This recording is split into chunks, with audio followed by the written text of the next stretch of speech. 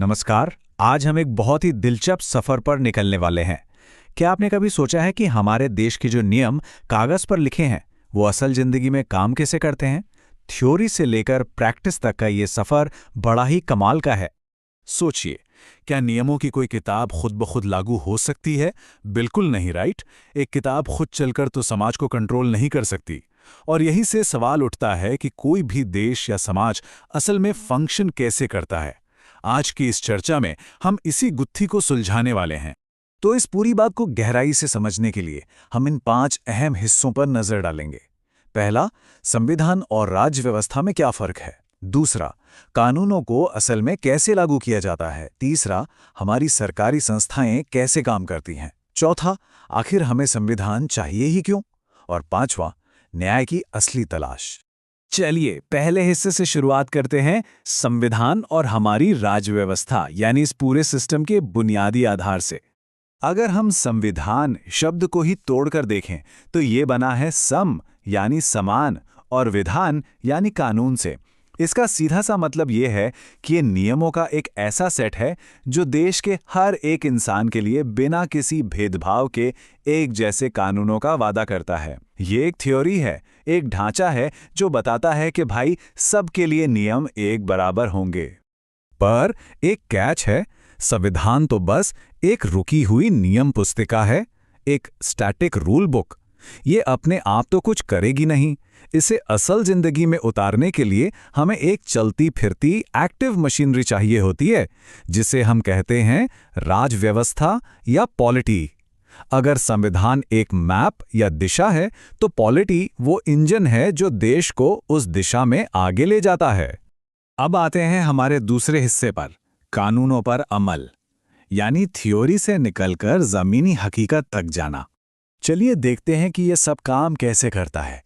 इसे 3 simple steps में समझते हैं। स्टेप 1, संविधान का आर्टिकल 17 कहता है कि छुआछूत या अस्पृश्यता खत्म की जाती है। अब ये तो बस एक नियम हो गया। स्टेप 2, इसे लागू करने के लिए पॉलिटी का एक हिस्सा यानी हमारी संसद एक कानून बनाती है, नागरिक अधिकार संरक्षण अधिनियम 1955, जिसमें बाकायदा सजा तय की गई। और फिर स्टेप 3, हमारी अदालतें सुनिश्चित करती हैं कि अगर कोई इसे तोड़े तो उसे 1 से 6 महीने तक की जेल हो। देखा आपने कैसे एक लिखा हुआ नियम असल जमीनी हकीकत में बदल गया। हमारी पॉलिटी कानूनों को कैसे समझती है, इसका एक और बहुत ही दिलचस्प उदाहरण 2011 का रामलीला मैदान का मामला है। आधी रात को सो रही भीड़ पर जब पुलिस ने एक्शन लिया तो मामला सुप्रीम कोर्ट पहुंच गया। वहां अदालत ने आर्टिकल 21 यानी जीवन जीने के अधिकार को एक नया नजरिया दिया और कहा कि शांति से सोने का अधिकार भी इंसान का एक मौलिक अधिकार है। मतलब हालात के हिसाब से संविधान के मायने कैसे तय होते हैं, ये उसका एक परफेक्ट उदाहरण है। आगे बढ़ते हैं तीसरे हिस्से की तरफ, सरकारी संस्थाएं। ये वो मशीनरी है जो इस पूरे सिस्टम को चलाती है। इस पूरे जाल को आसानी से समझने के लिए हम इन संस्थाओं को 3 सिंपल कैटेगरीज में बांट सकते हैं। पहली होती हैं संवैधानिक संस्थाएं, जिनका सीधा जिक्र हमारे संविधान में है, जैसे कि चुनाव आयोग। दूसरी हैं गैर संवैधानिक संस्थाएं। इनका जिक्र संविधान में तो नहीं होता, पर ये उसे लागू करने में मदद जरूर करती हैं, जैसे नीति आयोग या फिर मानवाधिकार आयोग। और तीसरी कैटेगरी है असंवैधानिक संस्थाओं की। ये वो ग्रुप्स हैं जो संविधान को बिल्कुल नहीं मानते और सीधे हथियारों के बल पर काम करते हैं। अब ये समझना काफी अहम है कि इन असंवैधानिक समूहों की सोच आखिर आती कहां से है। माओ त्से-तुंग का एक बहुत ही मशहूर कथन है कि सभी राजनैतिक शक्तियां बंदूक की नली से पैदा होती हैं। जो माओवादी या नक्सलवादी गुट हैं वो इसी विचारधारा को मानते हैं। उनका मानना है कि वंचित वर्गों का सामाजिक और राजनीतिक उत्थान लोकतांत्रिक तरीके से नहीं बल्कि हथियारों के दम पर ही आ सकता है। ये पूरी तरह से स्थापित सिस्टम के खिलाफ एक विचारधारा है। तो जाहिर है किसी भी राज व्यवस्था को खुद को बचाने के लिए ऐसे समूहों से निपटना तो होगा ही। इस संवैधानिक ढांचे को सुरक्षित रखने के लिए ही राज्य की मशीनरी गैर कानूनी गतिविधियां रोकथाम अधिनियम यानी यूएपीए 1967 जैसे कड़े कानूनों का इस्तेमाल करती है। इन कानूनों का सीधा मकसद ऐसे हिंसक संगठनों पर बैन लगाना और व्यवस्था को बचाए रखना है। अब हम पहुंच गए हैं चौथे हिस्से पर। आखिर हमें एक संविधान की जरूरत ही क्यों है? अगर हम समाज में अफरा तफरी नहीं चाहते तो संविधान 4 बहुत ही जरूरी काम करता है। पहला, ये लोगों के बीच एक तालमेल और भरोसा बनाता है। दूसरा, ये तय करता है कि फैसले लेने की पावर किसके हाथ में होगी। तीसरा, जो कि बहुत ही क्रूशियल है, ये चुनी हुई सरकार की शक्तियों पर भी एक लिमिट लगाता है ताकि वो तानाशाही न करने लगे। और चौथा, ये एक न्यायपूर्ण समाज बनाने के हमारे सपनों को पूरा करने का रास्ता तैयार करता है। और ये संविधान सरकार को कैसे कंट्रोल में रखता है, इसका सबसे सॉलिड प्रूफ हमें आपातकाल यानी इमरजेंसी के नियमों में मिलता है। सोचिए, राष्ट्रीय आपातकाल जैसा भारी संकट हो, तब भी सरकार आपका आर्टिकल 20 और 21 आपसे नहीं छीन सकती।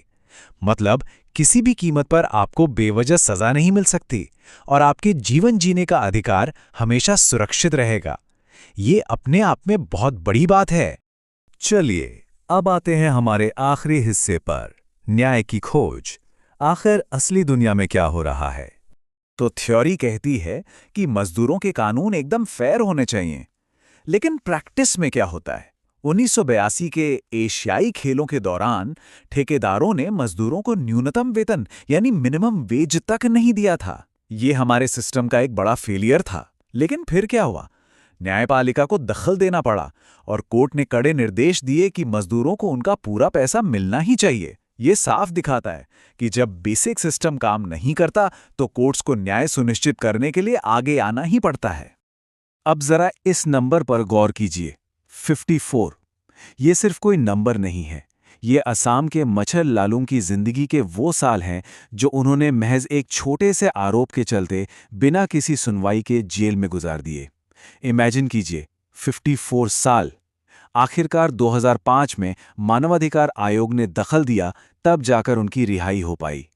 ये केस एक बहुत ही चुभने वाली सच्चाई है कि कागज पर लिखे हुए न्याय को एक आम इंसान तक पहुंचने में कितनी भयानक देरी हो सकती है। तो जाते जाते एक सवाल मैं आपके लिए छोड़ना चाहता हूं।